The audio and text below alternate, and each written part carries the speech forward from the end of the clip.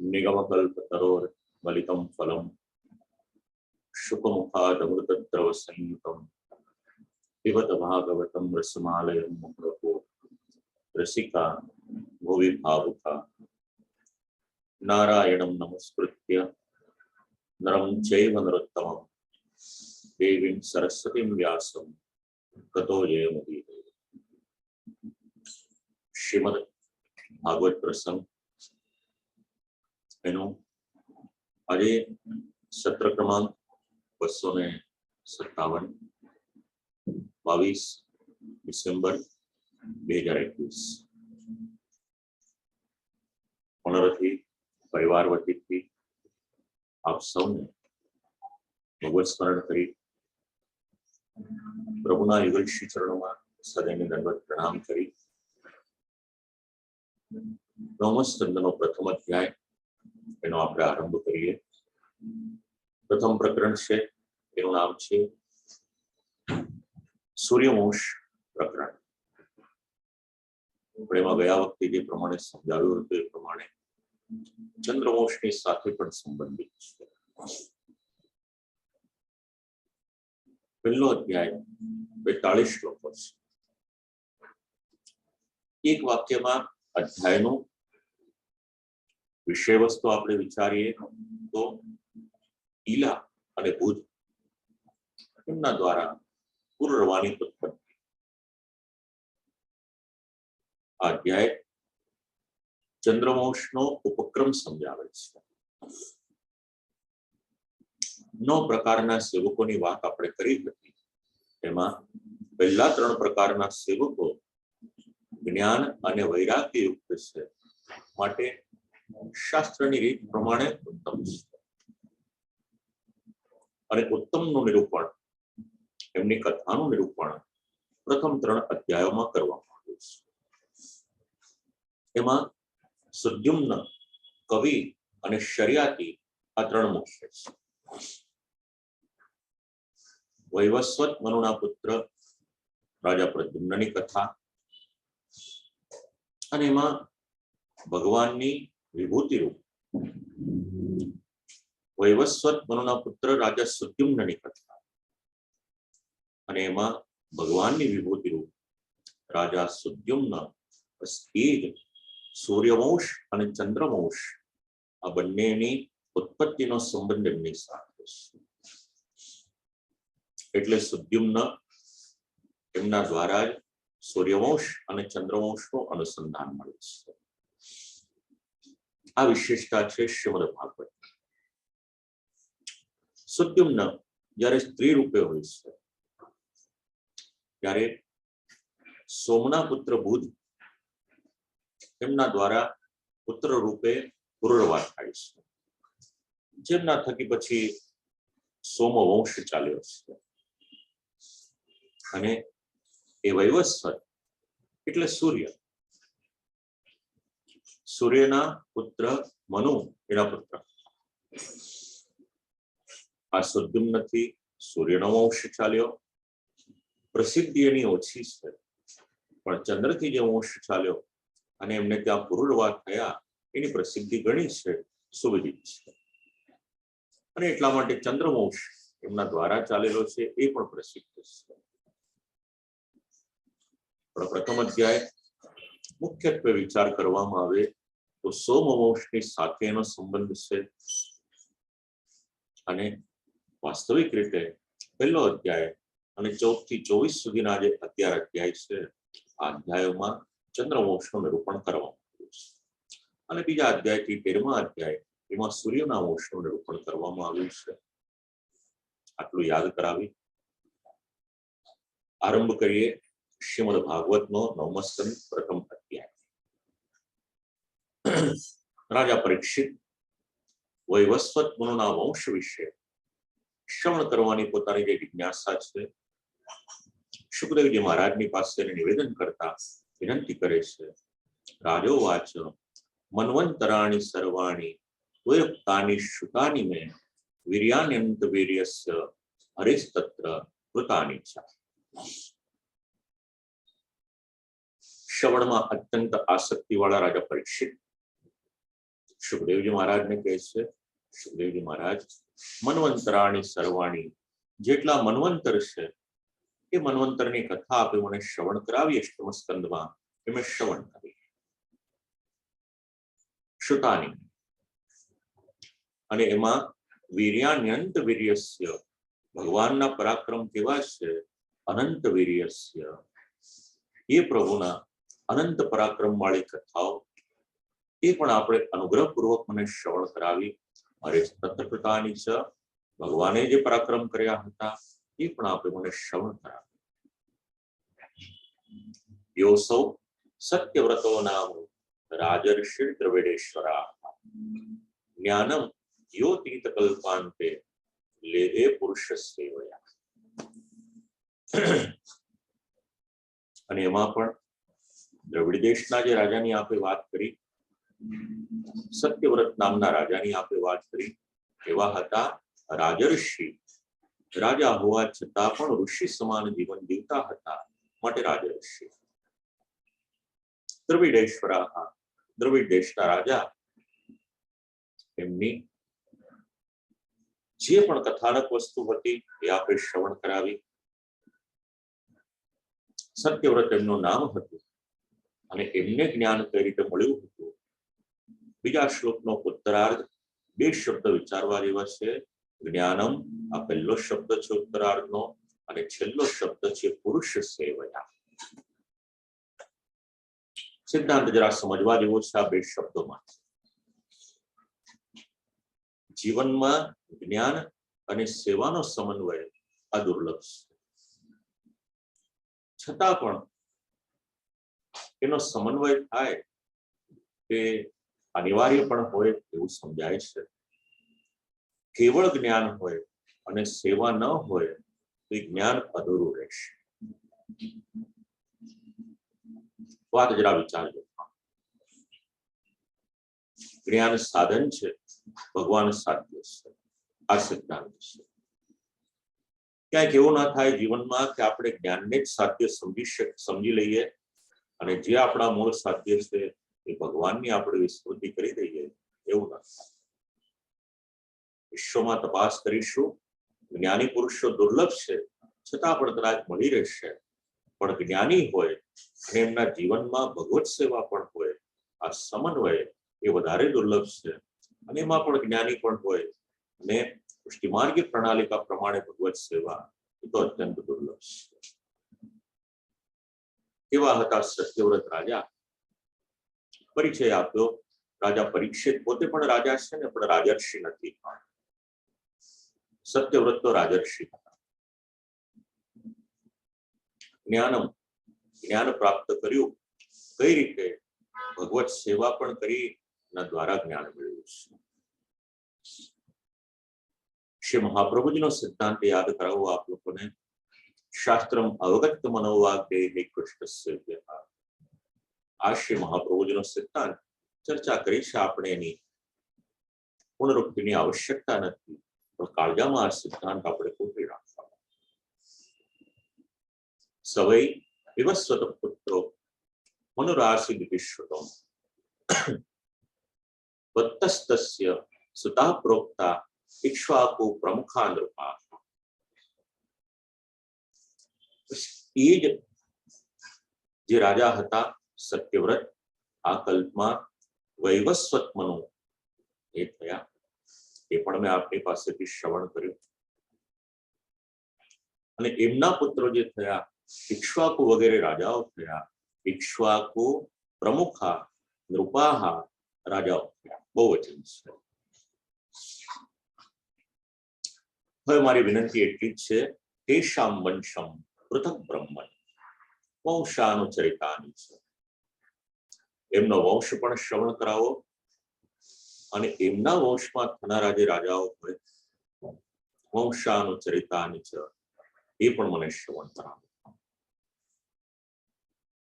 કદાચ શ્રી સુખદેવજી મહારાજ પૂછે શા માટે શ્રવણ કરાવવું, તો શ્લોકના ઉત્તરાર્ધમાં પોતાની જિજ્ઞાસા અભિવ્યક્ત કરી દીધી. કીર્તયસ્વ મહાભાગ. શ્રી સુખદેવજી મહારાજને સંબોધન કર્યું છે મહાભાગ, આપ તો મહાભાગ્યશાળી છો. કારણ કે ભગવાનની કથા હૃદયમાં બિરાજે છે ને એટલા માટે મહાભાગ. દરેક મહાભાગ ન હોઈ શકે. જેનો સંબંધ ભગવાનની સાથે છે, જેનો સંબંધ ભગવાનની કથાની સાથે છે, એ મહાભાગ થઈ શકે. શ્રી સુખદેવજી મહારાજ એવા મહાભાગ છે. અને એવા મહાભાગ શ્રી સુખદેવજી મહારાજ છે એટલા માટે એમના માટે અહીંયા વિનંતી કરતા પૂછ્યું, કીર્તયસ્વ મહાભાગ, કૃપા કરી અને આપ મને આ ચરિત્ર શ્રવણ કરાવો. કારણ આ ભગવાનના ચરિત્ર શ્રવણ કરવામાં નિત્યમ શુશ્રૂષતામ વિના મારી અત્યંત આસક્તિ રહેલી છે, ઉત્સુકતા રહેલી છે. મારા હૃદયમાં ભગવાનના ચરિત્ર જેટલા પણ શ્રવણ કરું, વધુ ને વધુ શ્રવણ કરવાનું મને મન થાય છે. સિદ્ધાંત સમજવા જેવો છે. ભગવાનના ભક્તો ભગવાનના દર્શન કરે, ભગવત સેવા કરે અને ભગવત કથાને શ્રવણ કરે, ક્યારે પણ એનાથી એ તૃપ્ત થાય કે કેમ એ પ્રશ્ન છે. એને જેટલા દર્શન કરવા મળે, જેટલી સેવા કરવા મળે, જેટલી એને ભગવાનની કથા શ્રવણ કરવા મળે, એને વધુ ને વધુ આનંદ જ અનુભવાય છે. એ ઈચ્છે કે સતત આ સાનિધ્ય મને કાયમ આજીવન મળ્યા જ કરે. અને રાજા પરીક્ષિત, જેમનું રક્ષણ ભગવાને કર્યું છે, એ ભગવદ ભક્ત છે. અને ભગવદ ભક્ત હોવાથી ભગવાનના ચરિત્રો શ્રવણ કરવામાં એમની અત્યંત આસક્તિ છે. પોતાના જીવનનો અંત સમય રાજા પરીક્ષિત આ રીતે સુધારી રહ્યા છે. ઉત્તમત્વ એમના જીવનનું અત્યારે અનુભવાઈ રહ્યું છે. મૃત્યુ સુધારી રહ્યા છે પોતાનું. નિત્યમ શુશ્રૂષતામ વિના, કૃપા કરો મને આ શ્રવણ કરાવો, મને ઉત્સુકતા કાયમ રહે છે. ये भूता ये भविष्याश्च, જે પણ ભૂતા પહેલા થઈ ગયા, ભવિષ્યાશ્ચ જે થવાના છે, ભવન્ત્યદ્યતનાશ્ચય, અને અત્યારના સમયમાં પણ એટલે ત્રણેય કાળ, પાસ્ટ ટેન્સ, પ્રેઝન્ટ અને ફ્યુચર ટેન્સ, આ ત્રણેયમાં જે પણ થયેલા છે, બસ તેષામ ન પુણ્યકીર્તિનામ સર્વેષામ મદ વિક્રમાન. કોની કથા શ્રવણ કરવાની રાજા પરીક્ષિત કહી રહ્યા છે. દરેકના ચરિત્ર શ્રવણ કરવાની જીવનમાં આવશ્યકતા નથી. શબ્દ પ્રયોગ કર્યો છે પુણ્ય કીર્તિના. જેમની કીર્તિ પવિત્ર છે, જેમની કીર્તિ પુણ્ય છે, એ પુરુષોના ચરિત્રો, ભગવાનના આવા ભક્તોના ચરિત્રો શ્રવણીય છે. સિદ્ધાંત સમજવા જેવો છે. કથા શ્રવણમાં, ચરિત્ર શ્રવણમાં પણ એક વિવેક રાખવો અનિવાર્ય છે. ગમે તે બોલતું હોય એ સાંભળીએ, એનાથી કલ્યાણ થશે કે કેમ, આ પ્રશ્ન વિચારી લેવાનો. ભગવાન પણ પુણ્ય શ્લોક અને ભગવાનના ભક્તો છે એ પણ પુણ્ય કીર્તિના. આવી રીતે 5 શ્લોકથી પોતાના હૃદયના ભાવ અભિવ્યક્ત કર્યા. સૂત મહર્ષિ એનું અનુસંધાન લે છે. એવમ પરીક્ષિતા રાજ્ઞા સદસી બ્રહ્મવાદિના પૃષ્ઠ પ્રોવાચ ભગવાન શુકાહા પરમ ધર્મવિદ. શ્રી સુખદેવજી મહારાજનો પરિચય સૂત મહર્ષિ આપ્યો. કેવા છે સૂત મહર્ષિ કહી રહ્યા છે, સુખદેવજી મહારાજ કેવા છે સૂત મહર્ષિ કહી રહ્યા છે. શુકાહા પરમ ધર્મવિદ. સૂત્રાત્મક પરિચય છે. પરમ ધર્મના જ્ઞાતા કોઈક છે, વિદ્વાન કોઈક છે, ધર્મના પરમ તત્વના જાણનાર યદિ કોઈક છે, શુકાહા પરમ ધર્મવિદ, શ્રી સુખદેવજી મહારાજ. મહાભાગ આગળના શ્લોકમાં પરિચય મળ્યો, અહીંયા સૂત મહર્ષિએ પરિચય આપ્યો પરમ ધર્મવિદ. દુર્લભ છે આ વાત. એ શ્રી સુખદેવજી મહારાજ ક્યાં આગળ આ કથા કરી રહ્યા છે, તો પ્રથમ સ્કંદનો 19મા અધ્યાયનું અનુસંધાન લેવાનું. અહીંયા આગળ સદસી બ્રહ્મવાદિના, ગંગાજીના તટ ઉપર જ્યાં આગળ શ્રી સુખદેવજી મહારાજ કથા કરી રહ્યા છે, દિગ્ગજ વિદ્વાન ઋષિમુનિઓની સભા છે. આ એસેમ્બલી કોઈ સામાન્ય એસેમ્બલી નથી.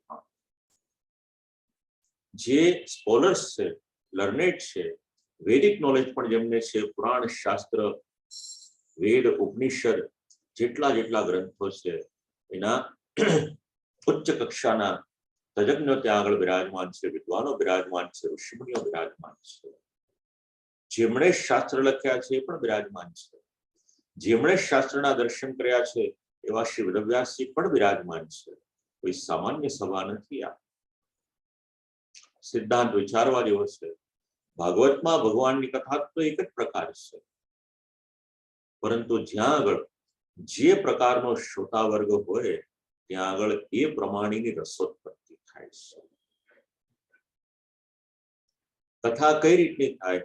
જ્યાં આગળ જે પ્રમાણેના શ્રોતા હોય એ પ્રમાણેની કથા થાય. કથા તો એક જ છે, પણ કથાની અનુભૂતિ, રસોત્પત્તિ, એમાં વિચાર કરવા જેવો છે. સદસિદ્ધ બ્રહ્મવાદ. અને 7મા શ્લોકથી શ્રી સુખદેવજી મહારાજ બોલવાની શરૂઆત કરે છે. રાજાના પ્રશ્નનો ઉત્તર આપે છે. શ્રૂયતામ માનવો વંશઃ. રાજા, આપની ઈચ્છા છે ને તો હું તમને મનુ મહારાજના વંશ એનું ચરિત્ર શ્રવણ કરાવું છું. પ્રાચુર્યેણ પરંતપ ન શક્યતે વિસ્તરતો વક્તુમ વર્ષ શતૈરપી. જો રાજા આપની પાસે સમય બહુ ઓછો છે, 7 દિવસનો સમય છે, અને એમાંથી પણ 4 દિવસ તો વ્યતીત થવા આવ્યા, બાકીના 3 દિવસનો સમય, અને એમાં જો મારે મનુ મહારાજના વંશની કથા કરવાની હોય, સુખદેવજી મહારાજના શબ્દો પ્રમાણ માનીએ આશ્ચર્ય થશે આપણને. વક્તુમ વર્ષ શતૈરપી. રાજા આપની પાસે 3 દિવસ છે, અને સુખદેવજી મહારાજ એવું કહી રહ્યા છે, રાજા 100 વર્ષ સુધી પણ બોલવામાં આવે, સેંકડો વર્ષ સુધી એનું નિરૂપણ કરવામાં આવે ને તો પણ મનુ મહારાજનો વંશ કહી શકાય એવો નથી. વિચાર કરવા જેવો છે. Depth of the characters in dynasty of Shrimad Bhagwat, dynasty of Manu. સમય ઓછો છે ને રાજા, એ છતાં પણ I shall explain as much as possible. શક્ય હશે, આપના મનને સંતોષ થાય એ પ્રમાણે કહીશ. અને પછી આરંભ કરે છે. પરમ પુરુષ, ત્યાંથી મનુ અને મનુ મહારાજના વંશના નિરૂપણનો આરંભ 8મા શ્લોકથી કરી રહ્યા છે. પરાવરેશામ ભૂતાનામ આત્માય પુરુષ પરાહ સ એવાસીદિદમ વિશ્વમ કલ્પાન્તેન્યન્ન કિંચન. પરમ પુરુષથી આરંભ કર્યો છે.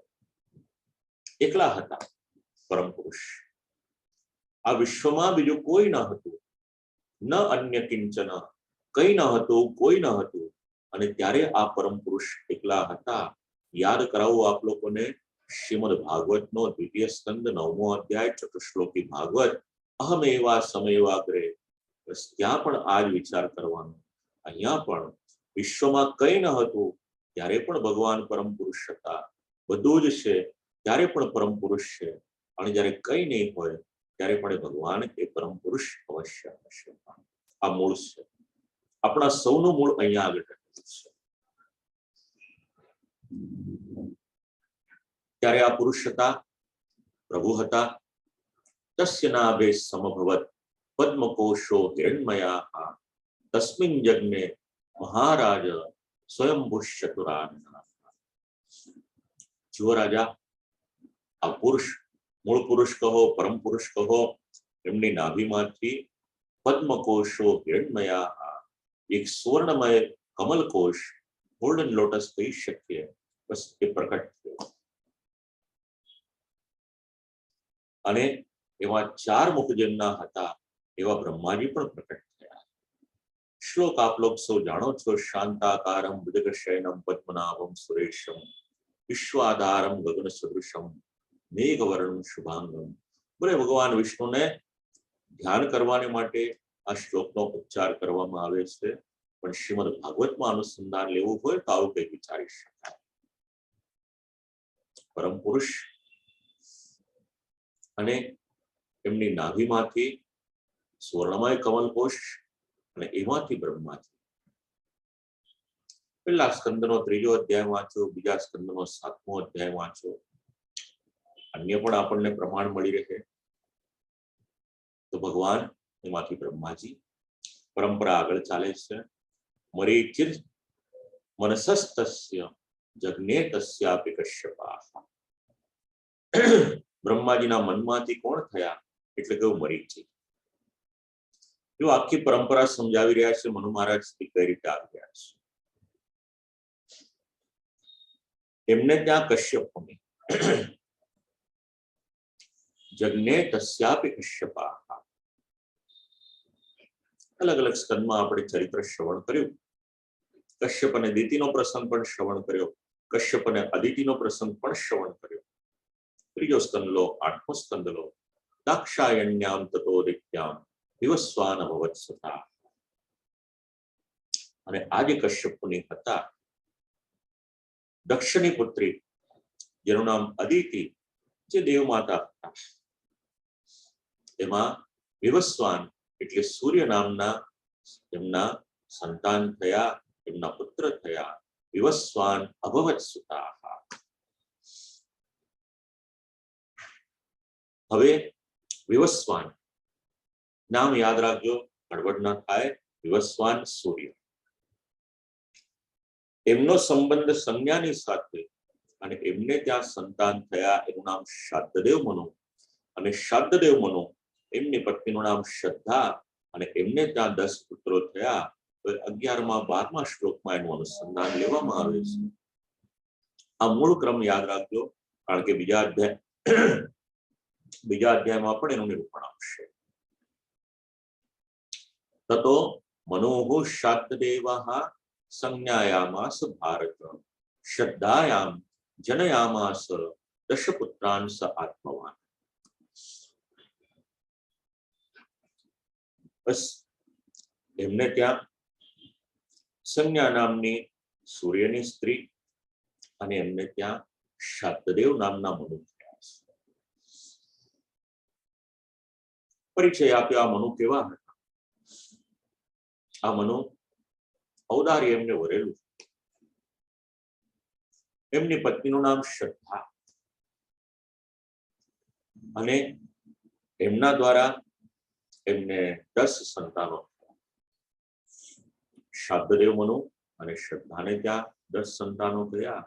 ઇક્ષ્વાકુ મૃગશર્યાતિ દિષ્ટ દૃષ્ટ કરુષકાન નરિષ્યંતમ વૃષદ્રમ ચ નભગમ ચ કવિમ વિભુ.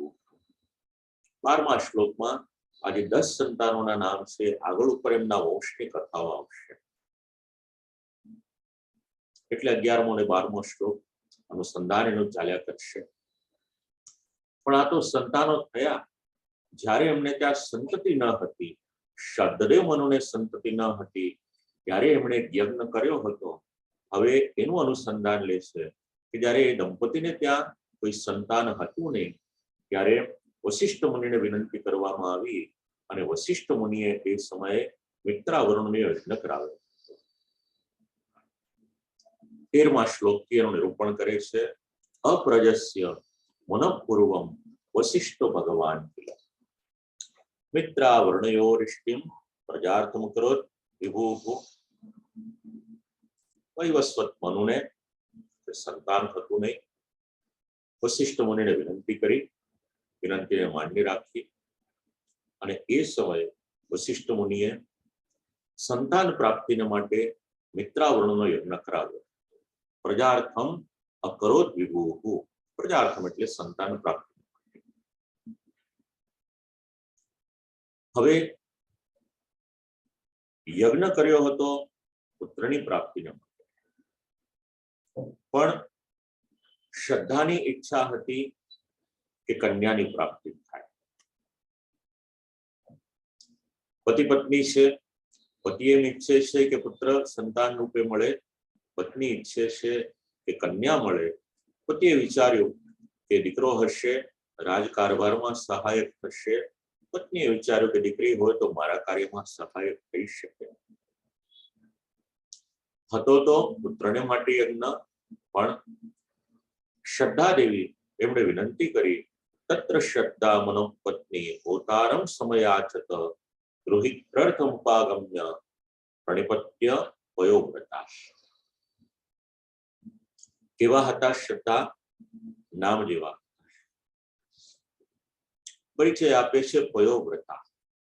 વયોવ્રત વ્રત એ તો મેં આપ લોકોને સમજાવ્યું છે. અહીંયા યજ્ઞ કરી રહ્યા છે. યજ્ઞમાં મનુ મહારાજના પત્નીએ વ્રત રાખ્યું હતું, કેવળ દૂધનો જ આહાર લઈ અને આ યજ્ઞનું આરાધન કરીશું. વયોવ્રત. યજ્ઞમાં ઇન્દ્રિય સંયમ જરૂરી છે અને ઇન્દ્રિય સંયમનો સંબંધ છે આહારની સાથે.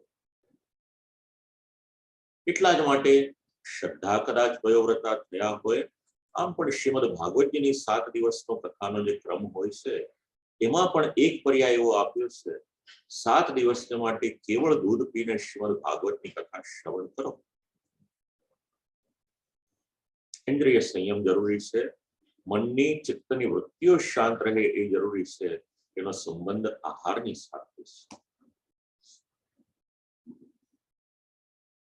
માટે કેવળ દૂધ પીને રહેતા હતા. પોતાની પાસે ગયા છે, પ્રણામ કર્યા છે, પ્રણિપત્ય વિવેક વાળા વિનંતી કરી, આ પુત્રને માટે યજ્ઞ કરાવો છો, એના બદલે પુત્રી થાય એવા મંત્રો આપ ભણી શકો કે ન ભણી શકો? રાજરાણીની આજ્ઞા હતી, મનમાં આવી મહેચ્છા હતી. યજ્ઞ કરાવનારની પાસે, આચાર્યની પાસે નથી ગયા, મંત્ર બોલનારની પાસે ગયા છે. વિનંતી કરી, એમણે વાત સ્વીકારી અને એ વાત સ્વીકારી અને જે મંત્રો બોલવાના હોય એ મંત્રોમાં પરિવર્તન કર્યું. પ્રેષિતો ધ્વર્યુણા હોતા વ્યચરત તત્સમાહિતા ગૃહીતે હવિષી વાચા વષટ્કારમ ઋણન્વિજા. અને પછી અધ્વર્યુની પ્રેરણાથી જે હોતા બન્યા હતા એ જે બ્રાહ્મણ હતા, યજમાનની પત્નીના મનના મનોરથને સ્વીકાર્યો, એની વિનંતીને સ્વીકારી. યજ્ઞ તો ચાલુ હતો અને એ સમયે જે નિયમ હતા એ નિયમ પૂર્વક મનને પૂરેપૂરો કોન્સન્ટ્રેટ કર્યું છે, ચિત્ત એકાગ્ર કર્યું છે અને વષટ્કારનો ઉચ્ચાર કર્યો. વષટ્કારમ ઋણન્વિજા. અને યજ્ઞ જ્યાં પ્રજ્વલિત કરવામાં આવ્યા હતા અગ્નિનારાયણને, યજ્ઞકુંડમાં આહુતિ આપી. પરિણામ આવ્યું હોતુસ્તવ્ય વિચારેણ કન્યેલા નામ સાભવત. પરિણામ આવ્યું ઈલા નામની કન્યા, કન્યેલા નામ સાભવત, ઈલા નામની કન્યાનો જન્મ. તામ વિલોક્ય. મનુ મહારાજ એને જોઈ. કન્યા પધારી, મનુ મહારાજને એનો બિલકુલ દ્વેષ નહીં, પણ મનુ મહારાજને માથે એક જવાબદારી હતી રાજ્યના કારભાર, પ્રજાના સંરક્ષણની. મનુ મહારાજનું કર્તવ્ય તો આપણે 8મા સ્કંદમાં વિચાર્યું કે અલગ અલગ કલ્પમાં અલગ અલગ મનુઓનું કર્તવ્ય શું છે. વિચાર કર્યો, જો પુત્ર નહીં હોય તો આ રાજ્ય સંભાળશે કોણ? માટે પુત્રની આવશ્યકતા હતી. માટે તામ વિલોક્ય મનુપ્રાહ નાતિ હૃષ્ટમના ગુરુમ નાતિ તુષ્ટમના ગુરુમ. ગુરુજીની પાસે ગયા છે, કંઈક અપ્રસન્નતાથી ગયા છે અને અપ્રસન્નતાથી ગયા. કયું? વિનંતી કરી,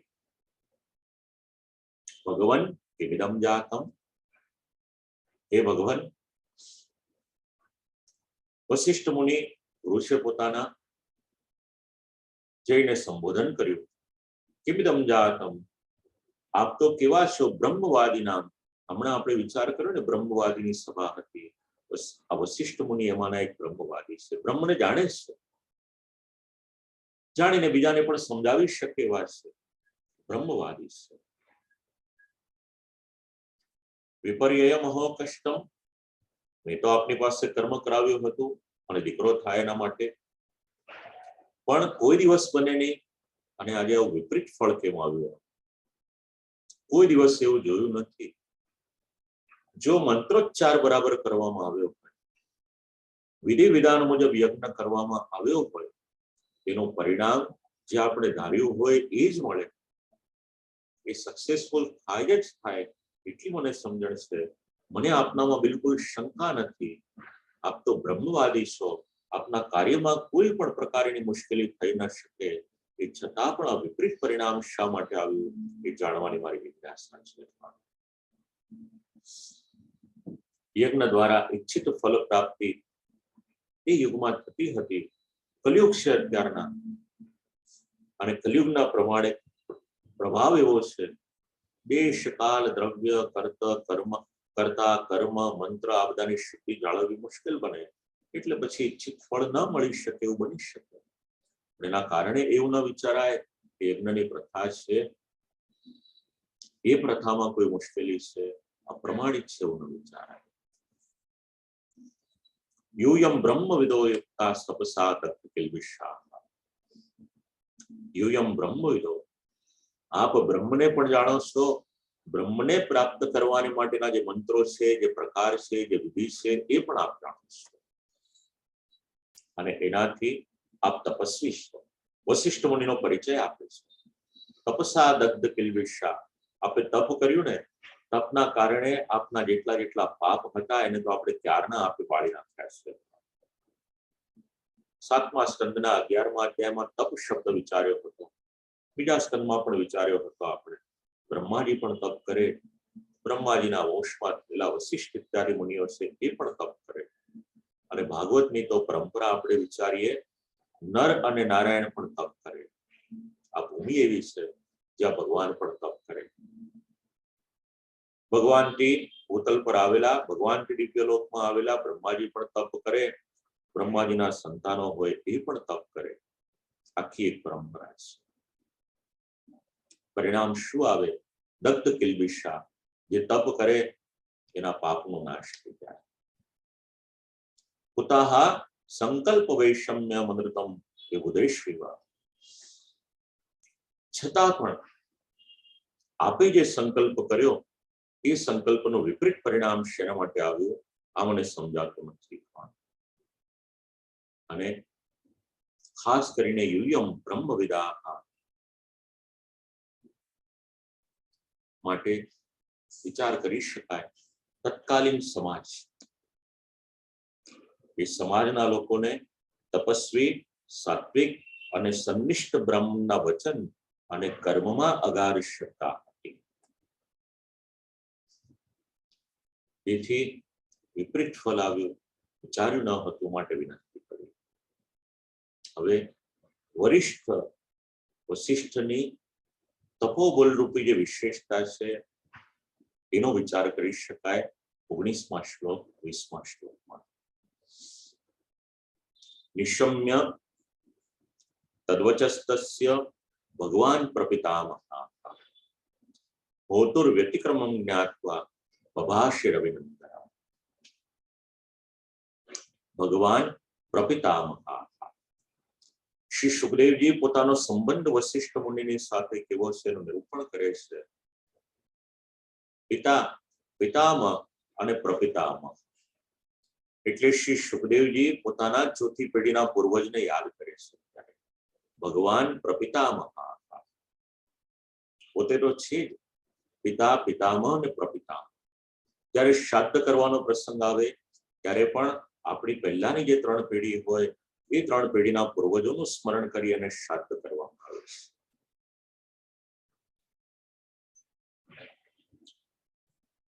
વચન સાંભળ્યું છે શ્રાદ્ધદેવ મનુનું.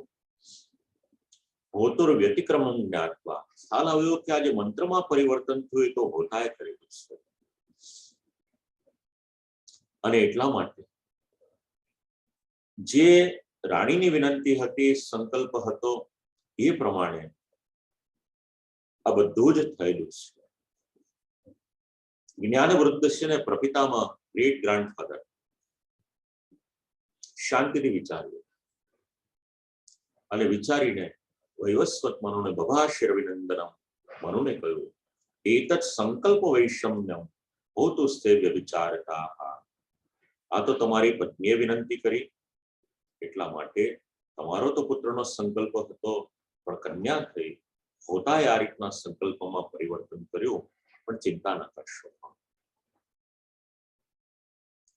થયેલા કર્મનું પણ પાછું મૂળ પરિણામ લાવી શકે એવું સામર્થ્ય હતું.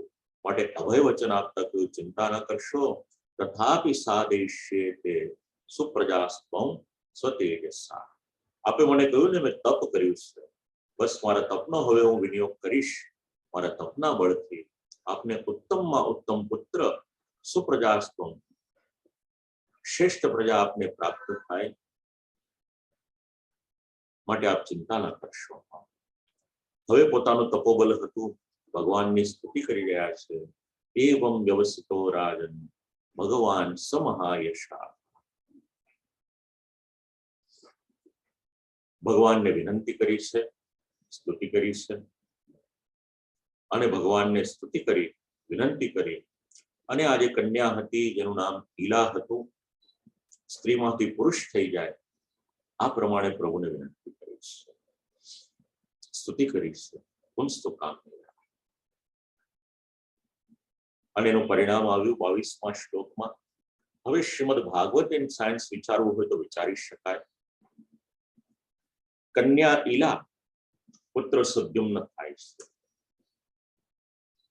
ઈલાનું પ્રથમ જાતિ પરિવર્તન, 3 વખત જાતિ પરિવર્તન આ અધ્યાયમાં આપણને જાણવા મળશે. એમાંથી પ્રથમ જાતિ પરિવર્તન, જેને આપણે જેન્ડર ચેન્જ કહીએ છીએ, શ્રીમદ ભાગવત કાળનું વિજ્ઞાન. વિચારવા જેવો મુદ્દો છે. તસ્મૈ કામવરમ તુષ્ટો ભગવાન હરિરીશ્વરાહ તદા વિલા ભવત્તેન સુદ્યુમ્નઃ પુરુષર્ષભઃ. તપસ્વી વશિષ્ઠ ઋષિએ જ્યારે પ્રભુને વિનંતી કરી, ભગવાન વિચારે કોઈ દિવસ મારી પાસેથી કંઈ માંગતા નથી, આજે કંઈક માંગી રહ્યા છે, પણ મારા માટે, પોતાના માટે નહીં, પોતાના સેવકને માટે માંગી રહ્યા છે, પોતાના મનોરથને માટે માંગી રહ્યા છે, માન્ય માટે માંગી રહ્યા છે. લાવો એમના મનના મનોરથ પૂર્ણ કરો. પ્રસન્નતાથી પ્રભુએ વરદાન આપ્યું. તસ્મૈ કામવરમ તુષ્ટો. અપ્રસન્નતાથી નહીં, ભગવાને અત્યંત પ્રસન્નતાથી વરદાન આપ્યું. કોઈને આપવું હોય કઈ રીતે? તુષ્ટો, પ્રસન્નતાથી આપ્યું. અને દદા વિલા ભવત્તેન સુદ્યુમ્નઃ પુરુષર્ષભઃ. અને જે કન્યા હતી એ જ સુદ્યુમ્ન નામનો ઉત્તમમાં ઉત્તમ પુત્ર બની ગયો છે. ભગવાનની કૃપા થઈને, એટલે સામાન્ય પુરુષ ન બન્યો. ભાગવતે શબ્દ લખ્યો છે પુરુષર્ષભઃ, ઉત્તમ પુરુષ બન્યો છે. ભગવાન જેની પર તુષ્ટ થાય છે એને ઉત્તમ બનાવે છે. મનુષ્ય પ્રયત્ન કરે છે લોકોને ગમે એ પ્રમાણે જીવીએ, એના બદલે ભગવાનને તુષ્ટ કરે તો ભગવાન આપણને શ્રેષ્ઠ બનાવી દે છે. વિચાર કરવા જેવો છે. મોડર્ન મેડિકલ ટ્રીટમેન્ટને માટેનો વિચાર કરવા જેવો છે. ટ્રાન્સફોર્મેશનને માટેનો વિચાર કરવા જેવો છે. ફિમેલમાંથી મેલ થઈ જાય છે એ વિચાર કરવા જેવો છે.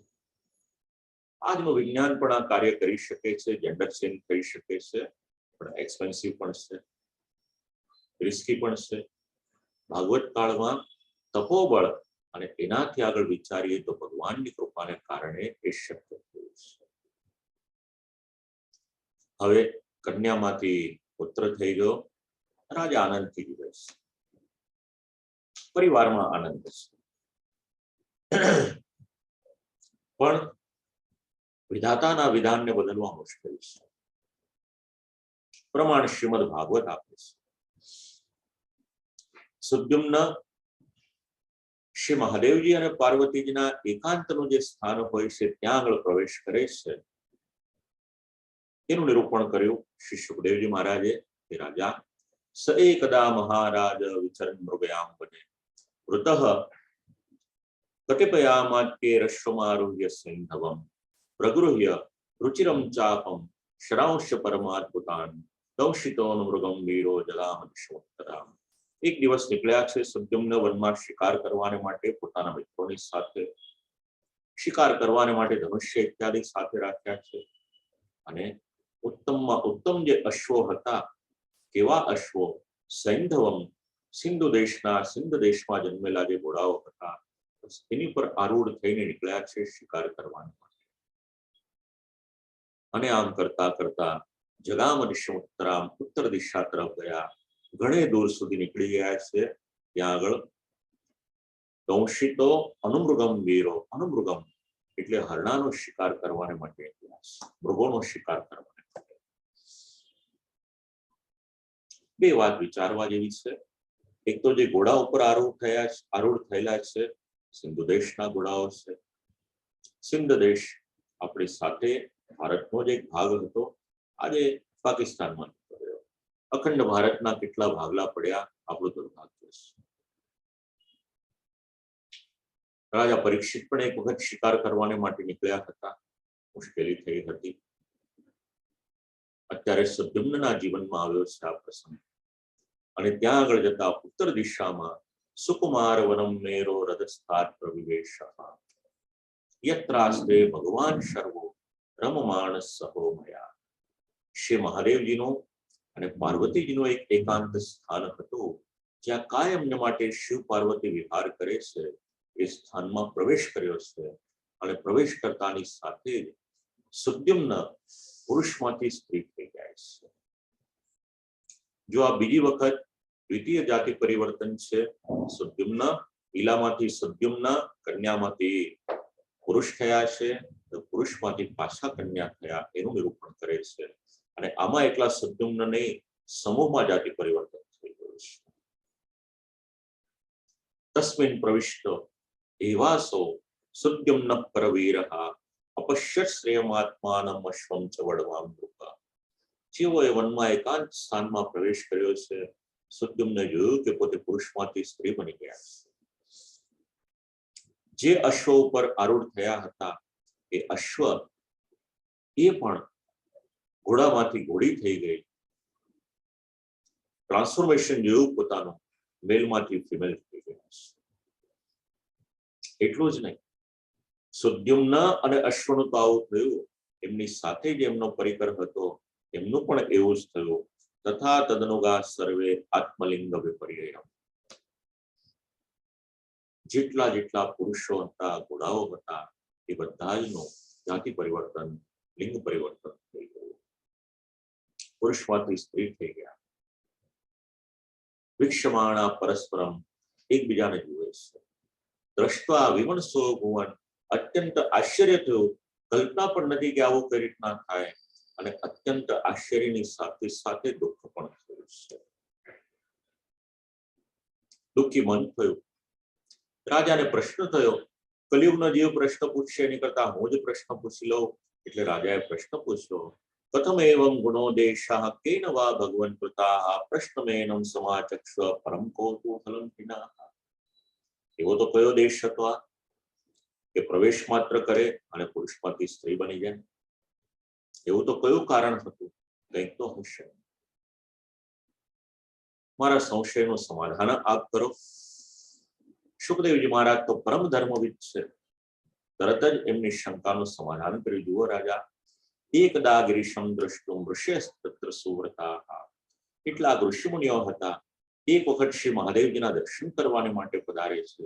શ્રી મહાદેવજી પાર્વતીજીની સાથે એકાંતમાં હતા. એકાંતમાં ઋષિમુનિઓએ પ્રવેશ કર્યો છે. પતિ પત્ની બિરાજમાન હતા. ઋષિમુનિએ વિચાર કર્યો કે આ સમયે અમારે અહીંયા ના આવવું જોઈએ. ઋષિમુનિઓ પ્રણામ કરીને ત્યાંથી વિદાય થઈ ગયા છે. તાન વિલોક્યાંબિકા દેવી વિવાસા વિડિતા કૃષ્ણ ભર્તુરંકાચ સમુત્થાય. અને એ સમયે પાર્વતીજીને ખૂબ જ સંકોચ થયો. અને એ સંકોચ થયો, ઋષિ લોકો ત્યાંથી વિદાય થઈ ગયા.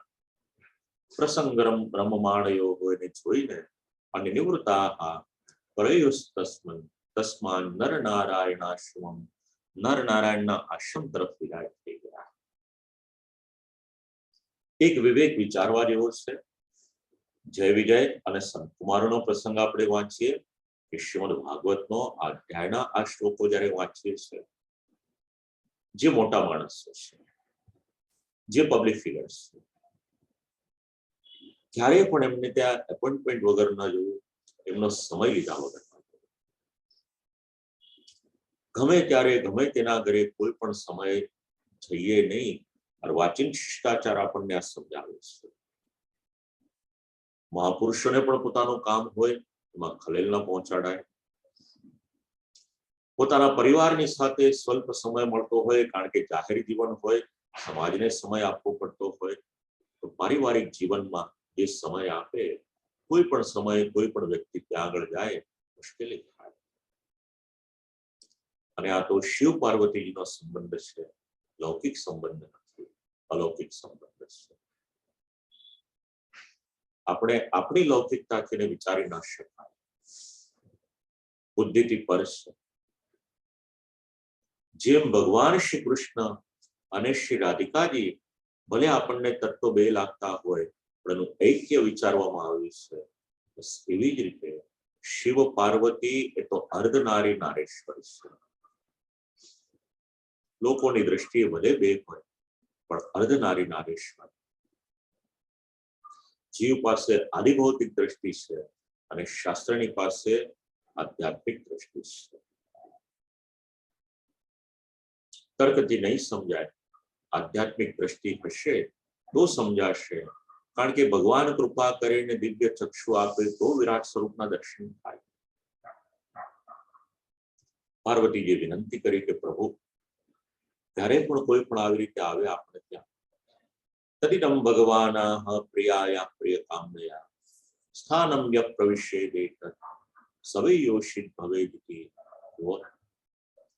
કોઈ પણ આ સ્થાનમાં આજ પછી કોઈ પણ પુરુષ પ્રવેશ કરશે ને, તો તરત જ ઇમિડિયેટલી અવિલંબે એ તરત જ સ્ત્રીમાં પરિવર્તન થઈ જશે. બસ આ સ્થાનમાં પ્રવેશ કર્યો હતો. સુદ્યુમ્નએ વશિષ્ઠ મુનિએ કૃપા કરી અને કન્યામાંથી પુરુષ બનાવ્યા. એ પુરુષ પાછા આજે સ્ત્રી થઈ ગયા છે. વિચાર કર્યો કે હવે આપણા નગરમાં તો આપણાથી જવાશે. સ્ત્રી સ્વરૂપે વનમાં વિચરણ કરે છે. ક્ષોભ થયો, પાછા પોતાના નગરમાં જતા. તત ઊર્ધ્વમ વનમ તત્વૈ પુરુષા વર્જયંતી સાચાનુચર સંયુક્તા વિચચાર વનાત્મનમ. એક વનમાંથી બીજા, ત્રીજા, ચોથા વનમાં, ત્યાં આગળ જે વન છે ત્યાં આગળ પરિભ્રમણ કરે છે. અને એક સમયે વિલાપ થાય છે આ ઈલાનો બુધની સાથે. પુરુરવાનો જન્મ ચંદ્રવંશનું મૂળ હવે આપણને આ 34મા શ્લોકથી આરંભ થાય છે, સમજવા મળે છે. અથ તામાશમાભ્યાસે ચરંતિમ પ્રમલોત્તમામ સ્ત્રીભિ પ્રવૃતામ વીક્ષ્ય ચકમે ભગવાન બુધા. એક વખત બુધ ત્યાં આગળ આવ્યા છે. પ્રમદા ઈલાને જુએ છે. બુધે ઈચ્છા કરી, કન્યા ઉત્તમ છે, દેખાવમાં, રંગે, રૂપે, લક્ષણથી ઉત્તમ દેખાય છે. એનો અનુરાગ થયો બુધનો ઈલામાં, અને ઈલાને પણ બુધ ગમ્યા છે. સાપિતમ ચકમે સુભ્રુહુ સોમરાજ સુતમ પતે. એકબીજાનું મન અરસ્પર મળ્યું છે. પણ એ સમયની જે પદ્ધતિ હતી, વિવાહ કર્યા વગર સાથે રહેવાય નહીં. અને એટલા માટે ત્યાં આગળ એમણે બંને ગાંધર્વ વિવાહ એ સિદ્ધ થયો છે. અને આ રીતે ચંદ્રના પુત્રની સાથે ઈલાના વિવાહ થયા છે. પુરુરવસમાત્મજમ, એમને ત્યાં સંતાન થયું, એનું નામ છે પુરુરવા. ભલે ક્યારેક કોઈ શબ્દનો ઉલ્લેખ કરવામાં ના, પણ એને આપણે થોડું પ્રક્ષિપ્ત સમજવાનું, કદાચ ન કર્યો હોય એ છતાં પણ ત્યારની એ સંસ્કૃતિ ન હતી કે લગ્ન કર્યા વગર સાથે રહે, માટે એકબીજાને પસંદ કર્યા છે. ઈલા અને બુધ, એમને ત્યાં જન્મ થયો છે એક પુત્રનો, એનું નામ છે પુરુરવા. પાછા સમાચાર મળ્યા રાજાને, સમાચાર મળ્યા વશિષ્ઠ મુનિને પણ, કે જેને મેં કન્યામાંથી પુરુષ બનાવ્યા હતા એ પુરુષ તો પાછી કન્યા થઈ ગઈ છે, સ્ત્રી થઈ ગઈ છે. અને મહાદેવજીના સ્થાનમાં આ રીતના થયું. લાવો શ્રી મહાદેવજીને વિનંતી કરું. શિવજીને આરાધના કરી વશિષ્ઠ મુનિએ एवं स्थित्वं प्राप्तः सुद्युम्नो मानवो नृपाः सस्मारस कुलाचार्यं वसिष्ठमिति शुश्रुमा। વશિષ્ઠજીનું સંસ્મરણ કર્યું છે, મુનિ પધાર્યા છે. સ તસ્ય તામ દશામ દૃષ્ટ્વા કૃપયા વૃષપીડિતા દયાળુ. વિચાર કર્યો કે લાવો મહાદેવજીને પ્રસન્ન કરવા પડશે, એટલે મહાદેવજીને પ્રસન્ન કરવાને માટે પ્રયત્ન કર્યો અને મહાદેવજી પ્રસન્ન થયા. પ્રસન્ન થયેલા મહાદેવજી વિચાર્યું મારી પત્નીનું મન પણ જળવાય, મારો શબ્દ પણ જળવાય અને આમનું કાર્ય પણ થઈ જાય, એવું કંઈક વિચાર્યું. અને એ સમયે મહાદેવજીએ એ પ્રમાણેનો માર્ગ વિચાર્યો.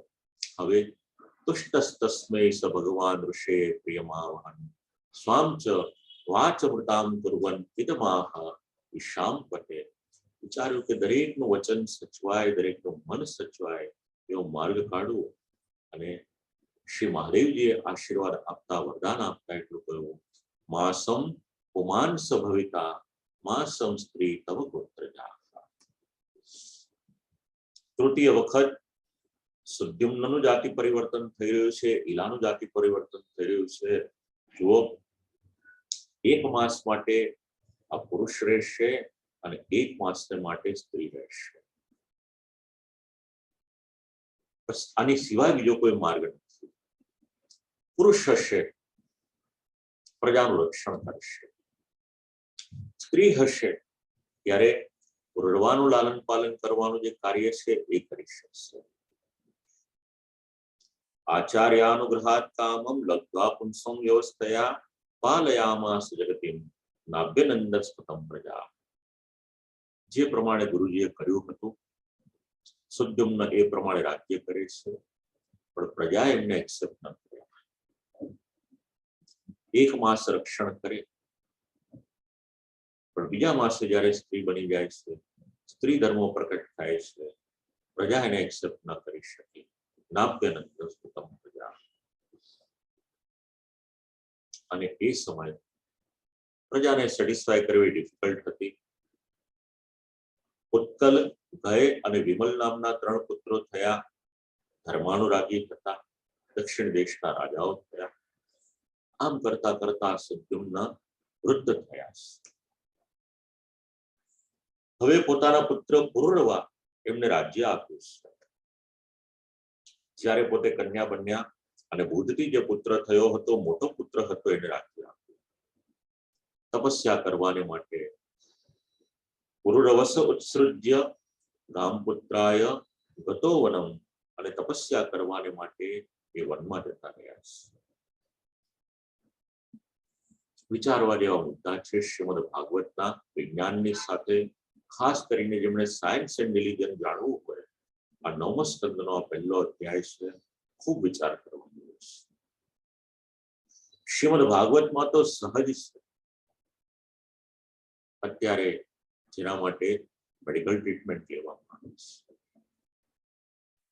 શ્રી મહાપ્રભુજીએ જે ચિંતન સમજાવ્યું અને સાથે સાથે પુરુષોત્તમ સહસ્રનામ સ્તોત્ર, એમાં પણ આ બાબતનું જે ચિંતન આપણને મળે છે, એ ચિંતન પણ વિચારવા જેવું છે.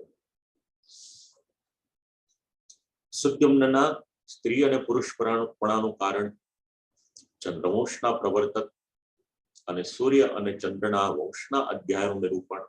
તો બ્રહ્માજીએ તો એમને સ્ત્રી તરીકે બનાવ્યા હતા, ભગવાન વિષ્ણુએ એમને પુરુષ બનાવ્યા, અને શ્રી મહાદેવજીએ સ્ત્રી અને પુરુષ આ બંને બનાવ્યા છે. આ સમજણ શ્રી મહાપ્રભુજી આપણને આપે. પહેલા 3 તામસ પ્રકારના સેવકોમાં સુદ્યુમ્ન, બધો કામ એનો દૂર થાય એટલા માટે સ્ત્રીની અને પુરુષની સ્થિતિને પ્રાપ્ત કરી હતી. પછી આ સુદ્યુમ્ન સૂર્યવંશ અને સોમવંશ આ બંનેની ઉત્પત્તિ કરનાર છે. કારણ જયારે સ્ત્રીત્વ પ્રાપ્ત થયું ત્યારે સોમના પુત્ર બુધ, એમના દ્વારા પુરુરવાનો જન્મ થયો, સોમવંશ ચાલ્યો. તે વૈવસ્વત એટલે સૂર્યના પુત્ર વરુણના પુત્ર થયા. પછી આ સુદ્યુમ્નથી સૂર્યનો પણ વંશ ચાલ્યો, પણ એ બહુ પ્રસિદ્ધ નથી થયો. પણ ચંદ્રવંશી ચાલ્યો એ અત્યંત પ્રસિદ્ધ થયો. એટલા માટે આગળના સત્રમાં જે સમજાવ્યું હતું, આ પહેલો જે અધ્યાય છે મુખ્યત્વે સોમવંશની સાથે સંબંધ ધરાવનારો છે. એટલા માટે આ પહેલો અધ્યાય અને 14 થી 24 સુધીના 13 અધ્યાય મળી, 14 થી 24 સુધીના 11 અધ્યાય મળી અને 12 અધ્યાયમાં ચંદ્રવંશનું નિરૂપણ કરવામાં આવ્યું છે. અને પછી બીજા અધ્યાયથી લઈને 13મા સુધીમાં સૂર્યવંશનું નિરૂપણ આવશે. હવે પુરુષોત્તમ સહસ્ત્ર નામ સ્તોત્ર એનું અનુસંધાન જરાક લઈ લઈએ. 130મો શ્લોક, એમાં શ્રી મહાપ્રભુજી જે પ્રમાણે આજ્ઞા કરે છે, ઈશ સેવક લીલાત્મા સૂર્યવંશ પ્રવર્તકા સોમવંશોદ્ભવ કરો મનુપુત્ર ગતિપ્રદા.